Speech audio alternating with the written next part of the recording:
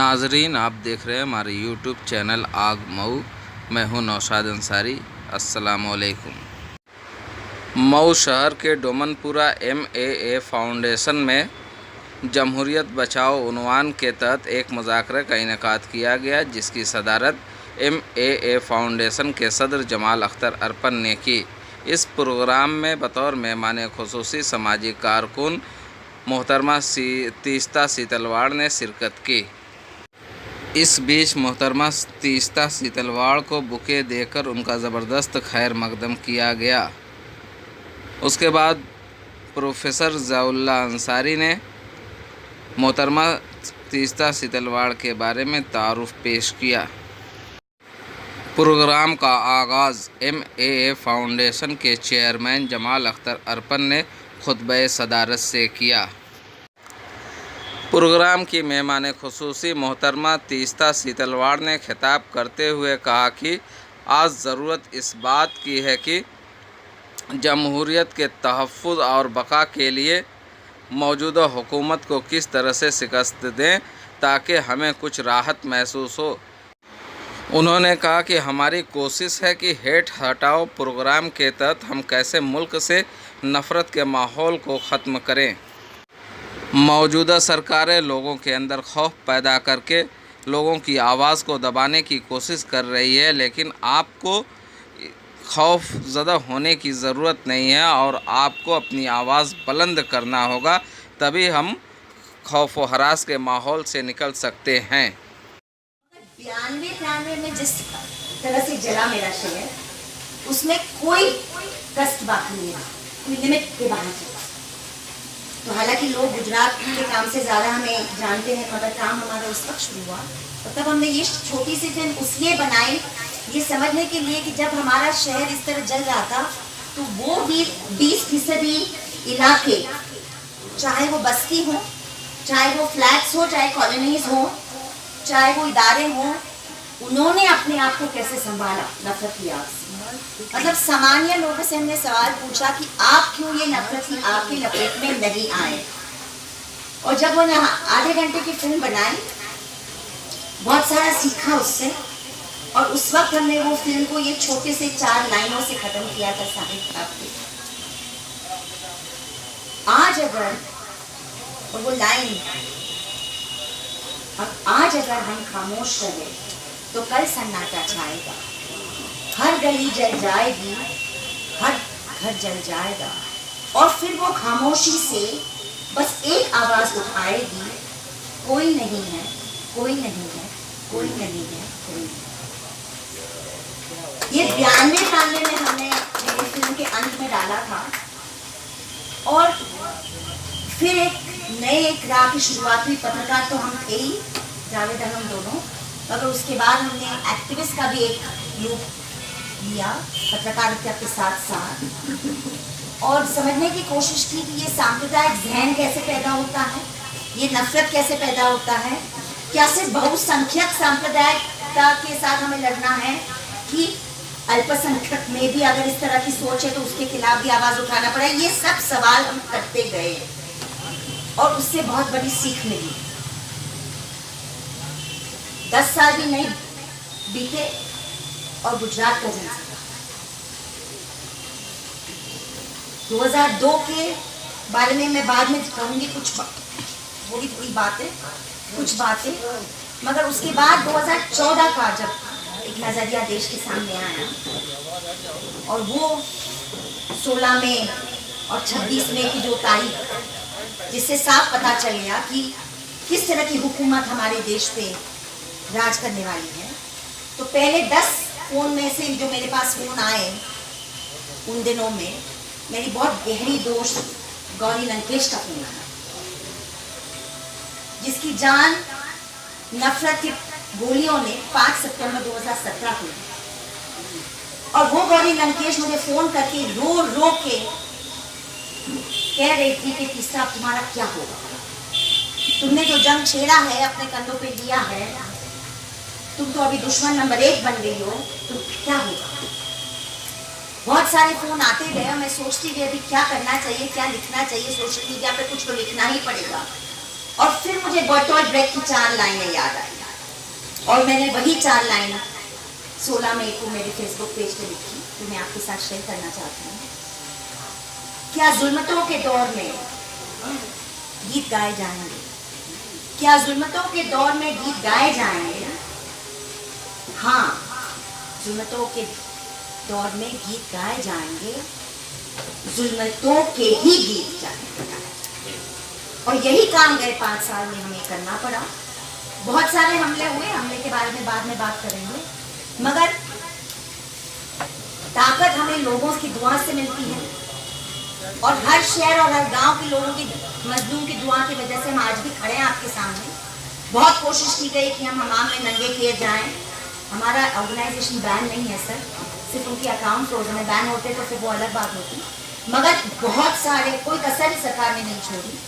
मगर हमारे आज भी देश में कोर्ट हैं, न्यायाधीश हैं, कानून व्यवस्था कुछ हद तक कायम है, इसीलिए हम आपके सामने खड़े हैं। मैं मानती हूँ इसीलिए खड़े हैं क्योंकि मजलूमों की दुआएं हमारे साथ हैं।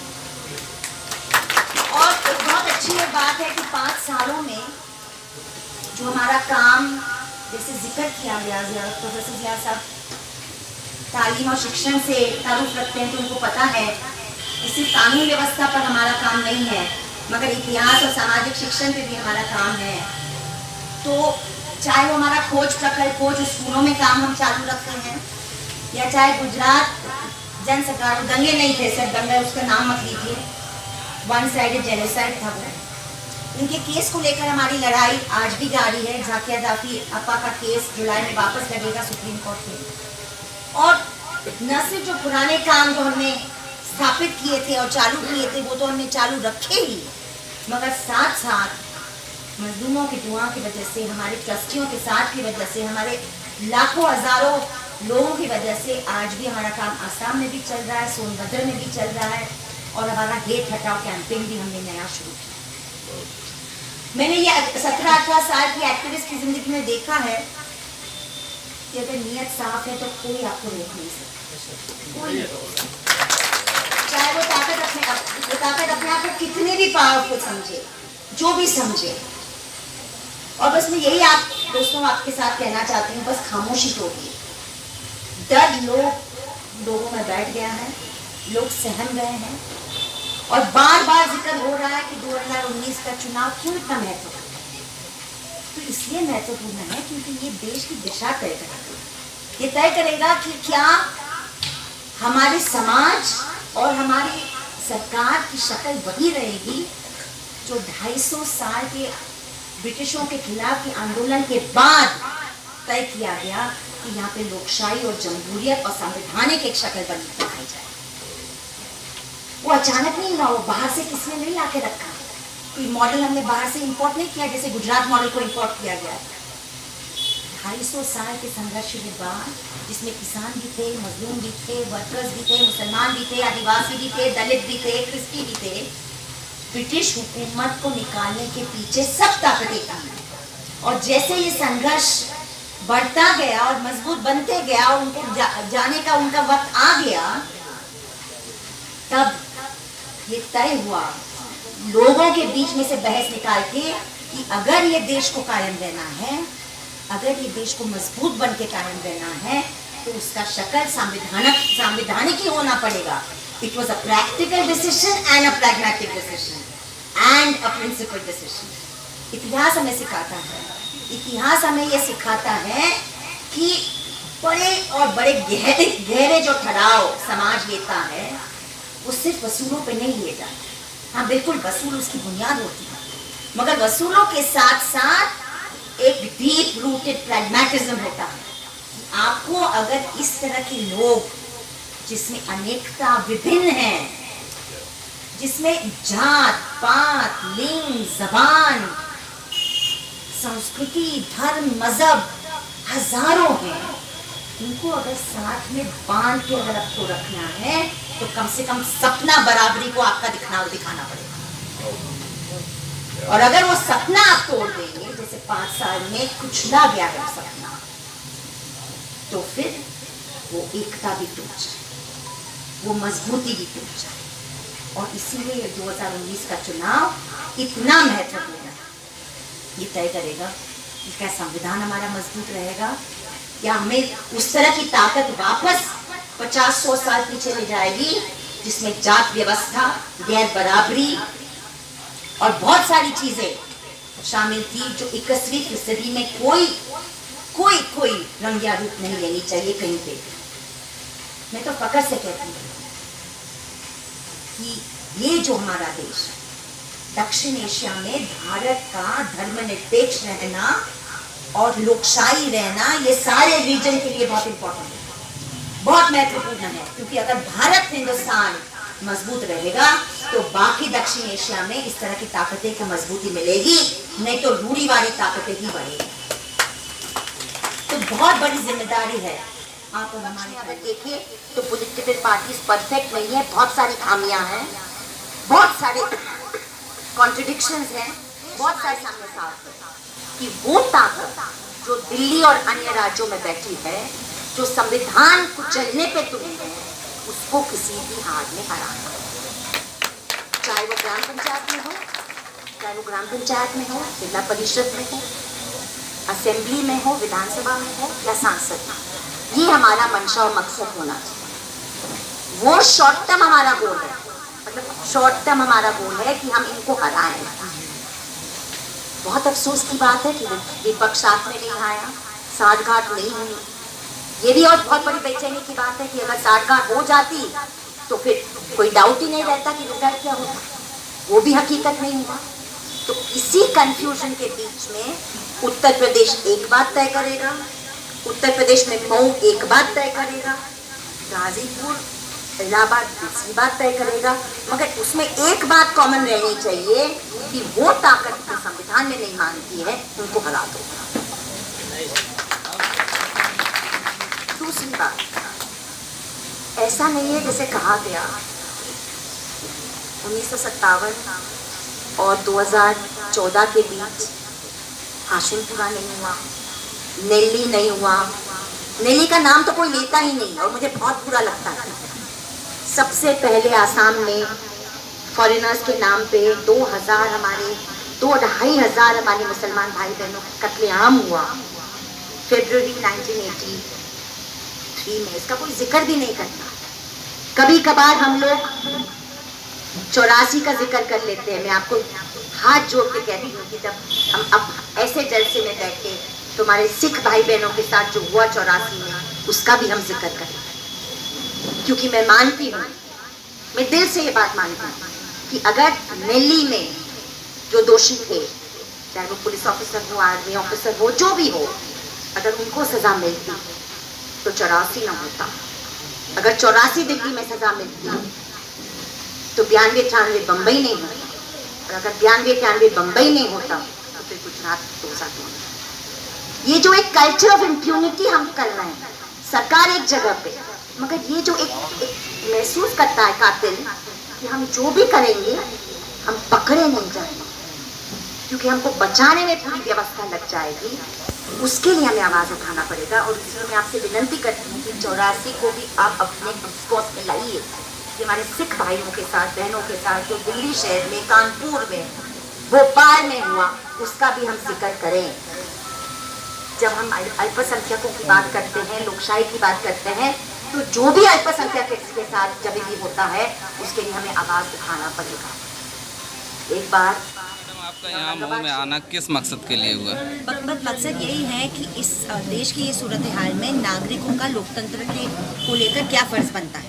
कि हम मानते हैं कि एक तरह से हमारे देश में लोकतंत्र खतरे में है और इसलिए नागरिक को जागरूक करना, नफरत के खिलाफ आवाज़ उठाने के लिए बहुत अहम है और इसीलिए हम आए। अच्छा, तो एक ऐप के बारे में बता रहे थे, उसके बारे में क्या बताएंगे? ये हमारी संस्था जो है citizen for justice and peace, जिसको आप वेबसाइट देख सकते हैं cjp.org.in, उसने 2 महीने पहले एक ऐप लॉन्च किया है जो गूगल स्टोर पे मिल सकता है, हेट हटाओ ऐप। उसको मैं आपसे भी विनंती करती हूँ कि आप सब नौजवान हैं, आप अपने स्मार्टफोन पे डाउनलोड कर सकते हैं और नफ़रत भरे ज़बान और नफ़रत भरे लेख के बारे में जानकारी भी है और एक सुझाव भी है कि आप नफ़रत भरे लेख और मौखिक जो ज़ुबान है उसके खिलाफ मुहिम में आप शरीक हो। शरीक कैसे हो? आपको कभी भी एक व्हाट्सएप मिले या कोई आर्टिकल मिले या कोई वीडियो का क्लिपिंग मिले जिससे आपको लगता है कि नफरत फैलाने का काम हो रहा है, उस ऐप पे आप अपलोड कर लीजिए। फिर आगे की कानूनी कार्रवाई हमारा संगठन करेगा उसको लेकर। तो इसीलिए हेट हटाओ देश बचाओ ये ऐप है, और हम विनती करते हैं आप सबसे, मऊ के नागरिकों से, नौजवानों से, कि आप ये ऐप को डाउनलोड करके उसमें ये मुहिम में शरीक हैं। आपकी जो मुहिम है मैडम, एक चीज़ आज देखने को आती है कि पॉलिटिकल पार्टियां जो हैं क्रिमिनल रिकॉर्ड्स वालों को, जो बैड कैरेक्टर वाले हैं, उनको टिकट देती हैं, पसंद करती हैं, और अगर उनके ऊपर कोई एलिगेशन लगते हैं तो वो उनका डिफेंस करती हैं। ये कैसे दूर हो पाएगा? मैंने जैसे कहा कि हम अभी एक अधूरे लोकतंत्र के बीच में बैठे हैं। It's an incomplete democracy. Perfect democracy हमारी है नहीं जी। हम एक बहुत ही खतरनाक मोड पे भी है और एक अनोखे मोड पे भी है। हमारी अधूरी लोकतंत्र है। इसीलिए शॉर्ट टर्म में पहले तो कोई भी क्रिमिनल को हमें साथ देना नहीं चाहिए, चाहे वो कोई भी पार्टी से, ये मैं मानती हूँ। साथ साथ हमें ये ढूंढना चाहिए कि इस तरह की ताकतें जो गैर संवैधानिक है उनको हराने में सबसे अच्छा कैंडिडेट कौन साबित होता है हमारे कॉन्स्टिट्यूंसी में, उनको चुनना चाहिए। और फिर हमें कम से कम शॉर्ट टर्म में एक राहत मिलेगी, और फिर उनके खिलाफ भी हमें आइडियोलॉजिकल स्तर पे लड़ना पड़ेगा ताकि संविधान मजबूत हो, वसूल मजबूत हो और राजनीति का कैरेक्टर भी बदले, जिससे कम पैसे में आप जैसे लोग भी राजनीति में आ सके, इलेक्शन लड़ सके। ऐसा नहीं कि सिर्फ करोड़ों के पैसे का खेल ये बंद करें। अच्छा, 5 सालों में आपने जो मुसीबत देखी है उसमें एक मुसीबत आई नोटबंदी।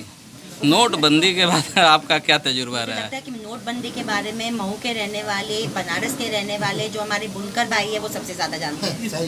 मतलब वो पूरे कारोबार को नष्ट करने का काम ये सरकार ने किया है। पूरे इनफॉर्मल सेक्टर पे एक हमला है जी। संपत्ति को एक कुछ हाथों में देने का ये काम है, और काला धन बिल्कुल नहीं खत्म करके कुछ चंद पार्टियों के नाम से ये काला धन आ गया है। वो गुजरात के कोऑपरेटिव बैंक्स में आ गया, जिसमें किसका नाम है आप भी जानते हैं, हम भी जानते हैं। वज़ीर आज़म ने नोटबंदी के समय एक चीज़ कही थी कि नोटबंदी से मतलब टेररिस्ट की कमर टूट जाएगी। क्या हुआ? देखिए, वो उनके कितने बयानों को हम झूठ साबित करें। करते करते आप भी थक जाएंगे, हम भी थक जाएंगे। बयानों के चक्कर में मत पड़िए। जो सच्चाई है ना, वो सच्चाई आप लोगों के सामने लाइए। क्या पैगाम देना चाहती हैं मऊ के लोगों को? इतना ही कि बस संविधान को याद रखे, अपने गम को बाजू रखे, ऐसी सरकार की चुन के लाओ जिससे हमें राहत मिले कि हम हमारी नागरिकता को सफलता से पालन कर सकें। Thank you.